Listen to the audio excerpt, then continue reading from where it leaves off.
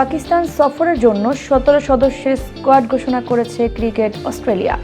নিজেদের ওয়েবসাইটে এ তালিকা প্রকাশ করে দেশটির ক্রিকেট বোর্ড। ঘোষিত এ দলে ইনজুরির কারণে জায়গা হয়নি প্যাট কামিন্স, জশ হ্যাজেলউড এবং টিম ডেভিডের। অস্ট্রেলিয়ার এই স্কোয়াড থেকে 10 জন ক্রিকেটার আসন্ন টি-20 বিশ্বকাপের চূড়ান্ত স্কোয়াডে জায়গা পাবে। দলে ডাক পেয়েছেন মাহলি বিয়ার্ডম্যান ও জ্যাক এডওয়ার্ডস। স্কোয়াডের বাকি সদস্যরা হলেন Sean Abbott, Xavier Bartlett, Cooper Connolly, Ben Dwarshuis, Cameron Green, Travis Head, Josh Inglis, Matthew Kuhnemann, Mitch Owen, Josh Philippe, Matthew Renshaw, Matthew Short, Marcus Stoinis ও অ্যাডাম জাম্পা।